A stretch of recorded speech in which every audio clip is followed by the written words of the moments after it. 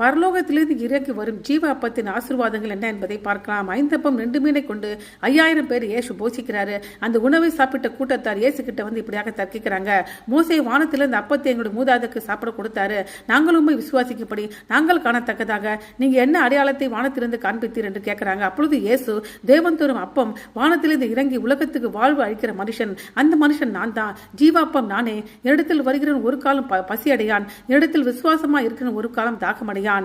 ஜீவாப்பம் நானே என்றால் நித்திய ஜீவனை கொடுக்கிற அப்பம் இயேசுவே என்ற அர்த்தம். இயேசுவிடம் வருகிற ஒரு காலம் பசியடைய மாட்டாங்க, தாகமடைய மாட்டான் என்பதற்கு வாழ்வுக்காக மனிதனுடைய நிரந்தர திருப்தி இயேசு மட்டுமே. அந்த திருப்தியை அடைவதற்கு நம்ம விசுவாசம் அடிப்படையாக இருக்குது. அந்த விசுவாசம் அற்புதத்தின் அடிப்படையில் அல்ல, மாறாக அவர் மீதான நம்பிக்கையின் அர்ப்பணிப்பாகும். இயேசு நமக்கு என்ன கொடுக்கிறார் என்பதற்காக அல்ல, இயேசு நமக்கு எப்படியாக இருக்கிறார் என்கிற விசுவாசமே நமக்கு ஜீவ அப்பத்தின் ஆசீர்வாதத்தை நித்தியமாக கொடுக்கும். ஆமென்.